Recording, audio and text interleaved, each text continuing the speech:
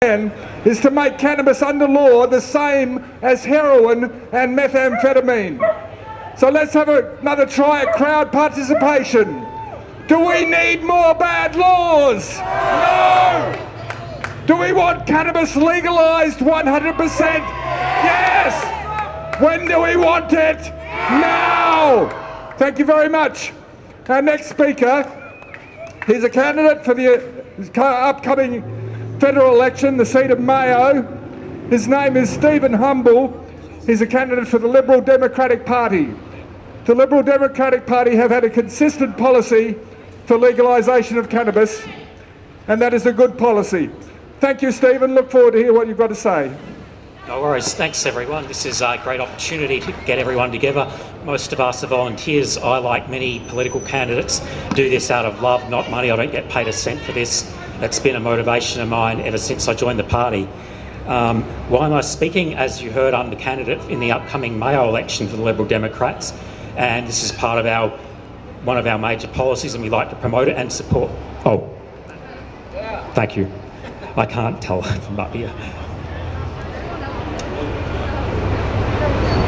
So yeah, I see this as part of my responsibility to run and to give people that choice.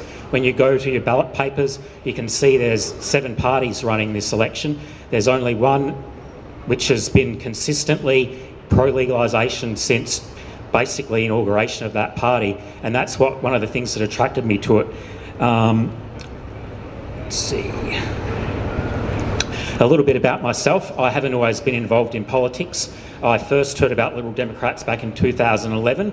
I was looking at another law which was related to individual freedom, which was mandatory bike helmet laws in Australia. And it was very strange because overseas, most countries, you do not have such laws. And I was wondering, why is it in Australia we have the police booking and fining people for something that is basically a simple individual freedom?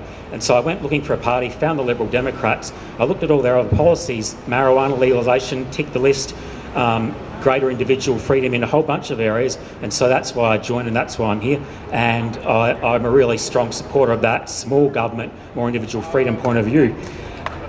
I first ran as a candidate in Port Adelaide in 2012, so this is not my first attempt to run. I was also in the state election recently. I don't know if you guys voted in that, but if you did, I was second on the ticket for the Liberal Democrats and very proud to support the party there. And now I'm running in the Mayo by-election. Right, so our policy for the Liberal Democrats, I've got a brochure here, so I'll just go straight off that here. We support the legalisation of use, possession, cultivation, processing, transport and sale of marijuana by adults in Australia.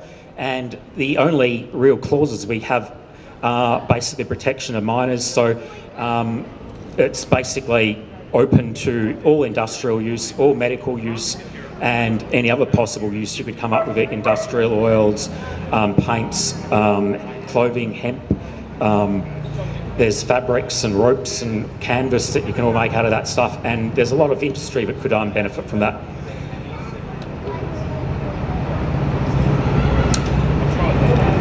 Right, so in the state election recently, we had a bit of an interesting event. We took advantage of something called the Parliamentary Budget Costing Service, which was basically a service which is run by the government, and we put our policy of legalisation to them, and we got some really good feedback from that.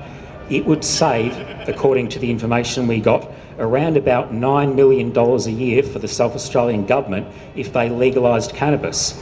There are savings there in law enforcement, in prosecutions, in corrective services, and they added up to about $9 million a year. Also, they would lose about $2 million a year in fines and property confiscation from people such as yourselves. So that $2 million really shouldn't have been money they were making in the first place. So our policy would eliminate that. And we were also looking at a very basic licensing scheme, which was only designed to pay for the costs of approving the places which would be able to sell marijuana.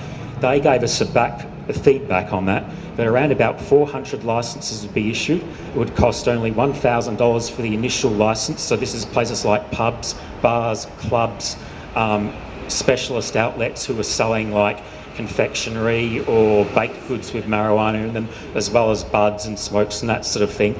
And annual renewal was only going to be $550. So that was actually, they're not my figures, they're actually from the government itself.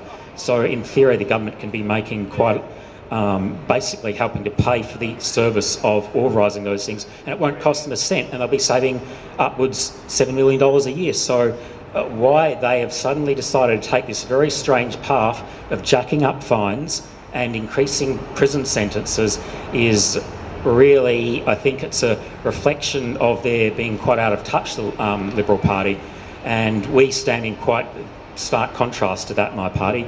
Very much, we are a real Liberal Party. The other Liberal Party, the Liberal Party as they like to call themselves, is Liberal only in name. They should be called the Conservative Party because that's how they behave.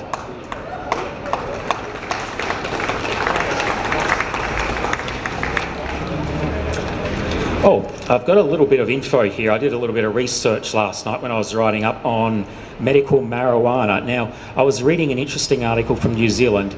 Over there, and I think Australia is very much similar, there's only 1 or 2 medical marijuana products that are actually approved by the Therapeutic Goods Association of Australia. And I was wondering why that is, and there's a very good reason. It costs an absolute fortune to go through all those approvals and so on. It actually costs $250,000 simply to give an application and get it sort of checked by the TGA just to get one product approved for one specific use. And then, of course, you've actually got to run trials. Sorry about the ambulance. You've got to run trials, which can cost millions of dollars because you've got to pay a bunch of doctors and nurses and chemists and so on to produce your initial product. And then once you've actually got your approval, pay your $250,000 and your millions of dollars for your testing, then you actually have to go into manufacturing. And so then you have to put a whole company together and go and promote it to thousands of doctors and that across the whole of Australia. So by the time you've done all that, you're looking at tens of millions of dollars to actually just get one product approved. And that's why it costs, they were saying, around about $12,000 a year for medical marijuana. That was for an epilepsy type drug. I think it's called Sativex from memory. And so $12,000 a year is not the sort of money most people can afford, and that's partly because of all this bureaucracy and red tape which we have to go through under the current medical marijuana scheme. So it's really it's really not helping a lot of people because most people can't afford that. If we approve recreational marijuana, that would open the gate to people going overseas, importing medical marijuana products from overseas, which have well and truly been tested in places like Israel and the United States and so on, where they've been doing that testing for years, and you should be able to say, I've seen the results with what they say over there, we should be able to have it here, and you would be able to get it here under our policy of basically opening the gates, allowing that recreational use, that industrial use. They would no longer be banned by the TGA. I'll mention another couple of things about our party. Another thing is vaping and so on is a better way to use marijuana than maybe traditional joints for some people. And likewise with smoking, that's been an interesting one recently. You've seen a lot of government taking very punitive approach to tobacco use. But the funny thing about the government at the moment is they're banning the use of nicotine vaping, which is the only safe sort of a very similar safe alternative to smoking. That's another Liberal Democrats thing that we are working on to try and get the government to change that to save people's lives so they don't get lung cancer from that. And so we're a general freedom party, and there's a whole bunch of other policies which I really like about the party as well. What else have I got here? And of course industrial use. I did a little bit of research on that recently. Overall, there's a number of places which are producing industrial hemp products. Now, there are about 100,000 tonnes of industrial hemp products currently being produced in countries like China, which is the world's largest producer, and the European Union, which is also the second sort of on the list of producers. Now, the reason they can do that efficiently is because they don't have all the legislative overheads. If you are a farmer over here in Australia and you wanted to grow industrial hemp, there's a whole bunch of approval you've got to go through, including police background checks, where they go through you, your family, everyone else you've ever known, to see if you've got a criminal record. They make you pay thousands of dollars, and they require you to have all this security arrangement with fences and booking, writing the names of anyone who visits your farm on a piece of paper. And so it's an absolute nightmare to have to deal with all that stuff, assuming you can even get approval in the first place. So with Liberal Democrats, we take a very minimalist approach which will eliminate all of that. The only things we would be looking at requiring licensing for is people who are publicly selling it with advertising, places like pubs and clubs. We would allow all home growing and things like that people want to do off their own back, a lot like homebrew alcohol, which you can do without having to go through all that rigmarole. Right, and final, I better get going, but if you're in the Mayo region, which is basically Kangaroo Island, Victor Harbour, Mount Barker, all those sort of areas up towards the hills, that's the region I'm actually a candidate for. So if you know people who are in that region, tell them about the Liberal Democrats.